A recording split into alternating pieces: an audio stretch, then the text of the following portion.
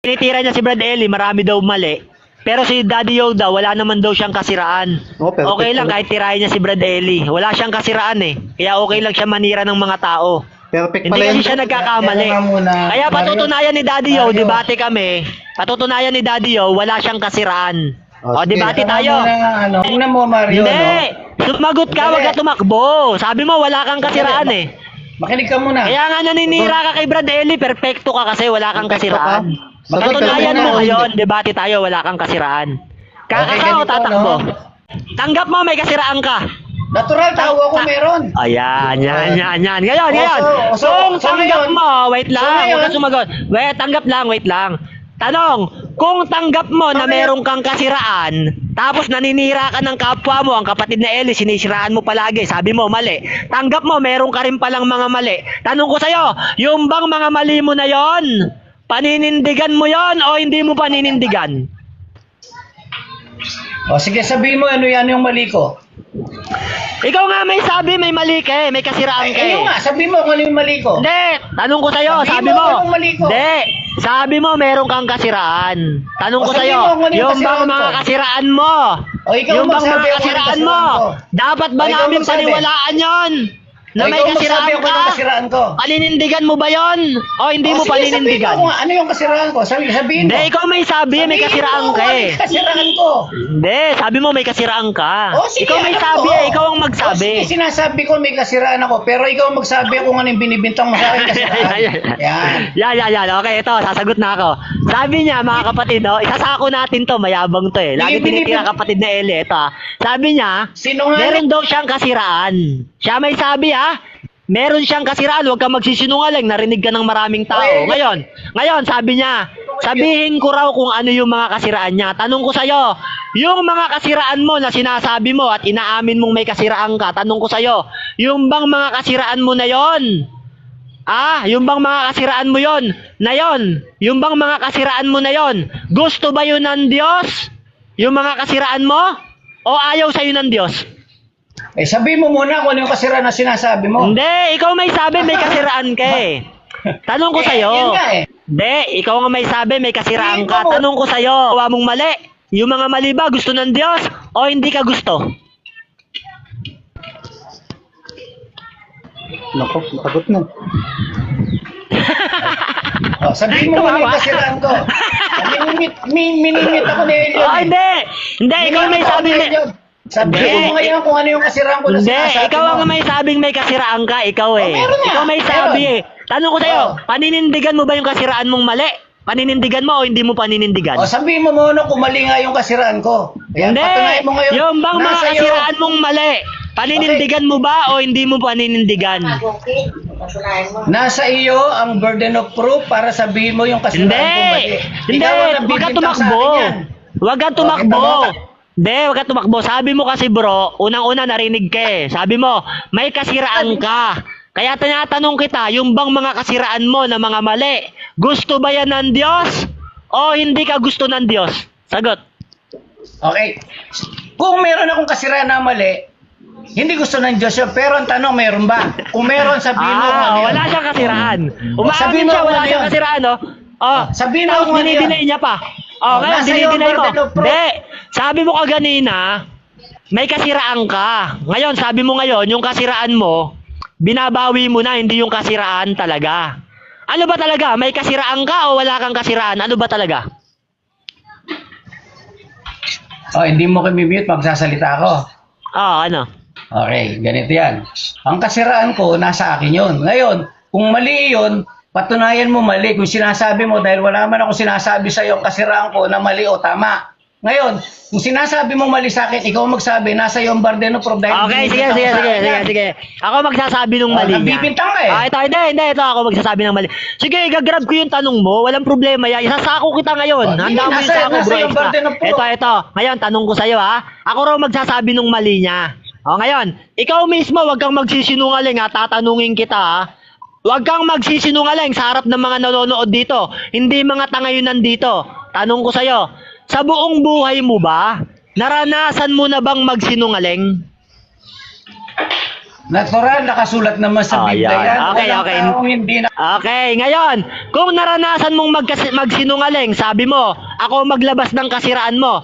Yung bang pagsisinungaling, kasiraan mo ba yon? Oo o hindi? Tanong, ano bang kasinungalingan na sinabi ko para sabihin mo mali? Hindi, sabi mo magsinungaling ka, naranasan mo nagsinungaling ka. Kaya tanong ko sa'yo, yung bang pagsisinungaling mo, kasiraan mo ba yon? Tinatanggap mo? Oo o hindi? Hindi, kasi hindi mo naman napatunayan kung mali yun. Kung mali nga ako. Kung kasinungaling na sinasabi mo, ganito na makinig ka Mario. Ang pagsisinungaling, dalawang klase yan. Yung tinatawag na white lies at saka black lies. Ngayon, ang tanong ko sa'yo, kung black lies yun o white lies, patunayan mo kung alin yun. Kung black lies yun, para sabihin mong mali na hindi nakalulugod sa Diyos, patunayan mo. Kasi ikaw nang bibintang ka eh. Sige, ibintang mo sa... Okay. Tanong ko sa'yo. Sabi mo, maraming uri ang pagsisinungaling. White lies at black lies. Tanong ko sa'yo, ganito. Yung bang pagsisinungaling mo na yon, white lies man yon, o black lies na sinasabi mo ayon sa paniniwala mo, pagka sinungaling ba, gusto ba ito ng Diyos at may mababasa na merong kasinungalingan na gusto ang Diyos? May mababasa o walang mababasa? Depende nga sa kasinungalingan. Hindi, wag ka tumakbo. Wag mo kaming lokohin, may mga kaluluwa rito. Meron bang kasinungalingan na gusto ang Diyos na nakasulat sa Biblia? May mababasa ba na merong gustong kasinungalingan ng Diyos na ginugusto niya yung kasinungalingan? May mababasa o walang mababasa? Huwag ka mag-mute. Binumute ako ni Elion. Oh, sige, sumagot Si ka. Elion eh. Hindi, sabi mo kasi. Hindi kita minumute mo. Pala bintangin, hindi kita minumute ha. Visit ka, Sino nagtatrip ako. nag-mute sa akin? Sino nag-mute?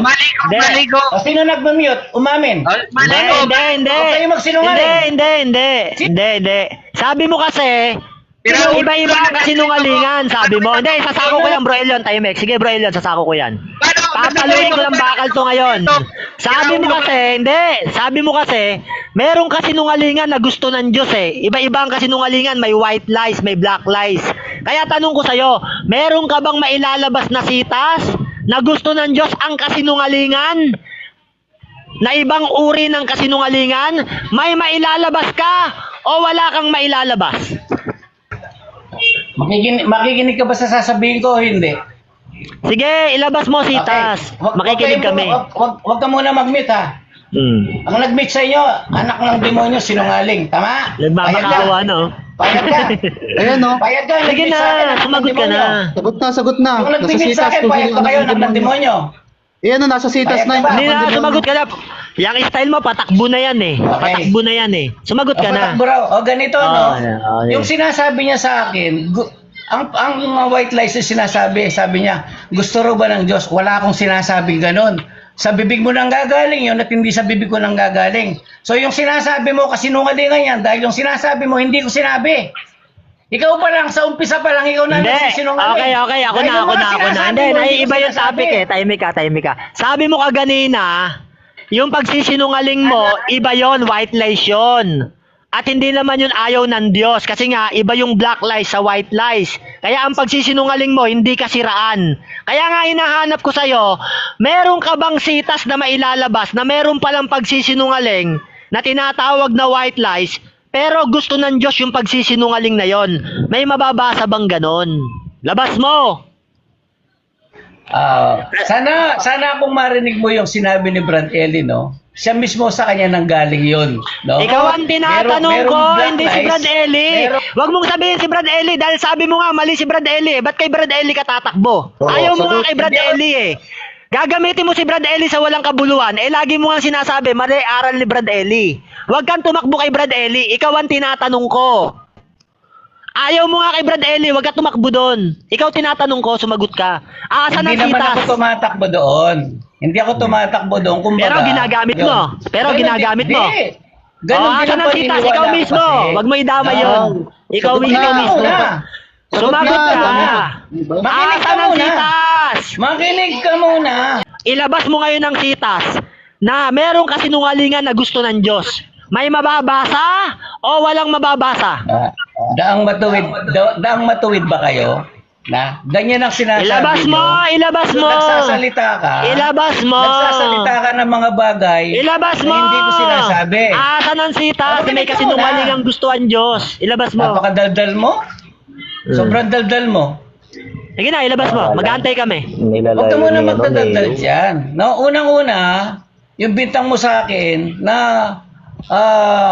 wala kaming kasiraan, kailanman hindi ko sinabi yun. So yun pa lang, kasinungalingan na yung May galing kasiraan, sa'yo. aminado na, mga kapatid, ha? So, Narinig niyo, yung ha? May unang-unang kasiraan. sinabi mo, Huwag kang makinig ka muna, maninira. huwag ka masyadong madaldal. Huwag kang maninira Huwag kang kung ikaw din mismo may kasiraan. Ha? Tandaan mo yan, itatak mo sa utak mo. Huwag kang maninira kung umaamin ka, ikaw mismo may kasiraan din.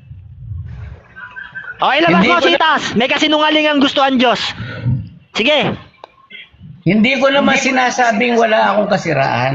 Yan, aminado na. Hindi ko sinabi, no? May kasiraan, aminado na. Sinungaling. Hindi ko sinasabi. Oh. Ibinibintang mo sa akin Sinungaling, yun. nagawa niya. Hindi sa akin galing yun. Dahil ikaw, Okay. naglalagay ka ng salita na hindi ko sinabi. So, ang kasinungalingan galing sa iyo. No? Sa unang-unang bungad mo pa lang, kasinungalingan na ang pinagsasabi mo. Sa alang-alang sa mga nakikinig, no? Hindi. Tinanggap mo may hindi? kasinungaling. Hindi, tinanong kita kaganina, sabi ko. Huwag mong ibahin ang usapan. Lolokohin mo mga nanonood eh. Tinanong kita, sabi ko, sa buong buhay mo ba may nakapagsinungaling ka ba? Sabi mo, yes. Kaya tanong ko sa'yo, yung bang pagsisinungaling mo na ba yon? Yun ba ay gusto ng Diyos? O hindi gusto ng Diyos? O, ganito, no? Ang pagsisinungaling depende yan. Hindi lahat ng pagkasisinungaling para sa ikasasama o sa talagang masamang balak, no? Merong kasinungalingan para sa ikabubuti. Pero it doesn't mean to say, kasinungalingan yun, gawa ng demonyo katulad ng ginagawa mo, unang bungad mo pa lang. Okay. Sabi mo, merong kasinungalingan sa ikabubuti. Hindi lahat ng kasinungalingan ay dapat kasinungalingan. Tanong ko sa'yo, yung bang kasinungalingan na ikabubuti, na pandaraya ni Satanas, gusto ba ng Diyos yung... Basta white lies. Naku. yan siya sabi ko sa'yo. Iipitin talaga kita rito, kakawawain talaga kita. Ginagawa nyo, puro wala kayong ibang mapag-usapan kundi puro paninira. Kaya tinatanong kita kung ikaw ba walang kasiraan. Kasi naninira ka eh. Kung meron kang kasiraan, huwag kang manira. Bakit? Ikaw mismo may kasiraan eh. Paano mo aalisin yung puwing sa mata ng kapwa mo kung merong malaking troso sa'yo at aminado ka na meron kang kasiraan? Yan ang sinasabi ko sa inyo. O ngayon, ipit-ipit ka ngayon. Ha? Nagbubuhol-buhol yung mga salita mo. Meron daw kasi nungalingan, bro Elijah, white lies. Gusto raw yun ng Diyos eh, parang yun ang punto. Bagamat hindi niya sinasabing yun ang punto na gusto yun ng Diyos, meron daw kasi nungalingan para sa ikabubuti. Ay ako, yung white lies, alam ko yun, naririnig ko na yun. Pero ang pagkakaalam ko sa Biblia, lahat ng kasinungalingan ay mali. Yun ay pandaraya ni Satanas. Bakit? Ha? Basta kasinungalingan, mali eh. Ginagamit ni Satanas yung kasinungalingan na kunyari sa ikabubuti. Pero lahat ng kasinungalingan, mali. Kapatid na Elijah. Ang kasalanan ay kasalanan. Pabibintangan pa ako ng mute ko siya, nagdadrive ako, pambihira talaga. Panabintangan. Ng hapon po. Bro,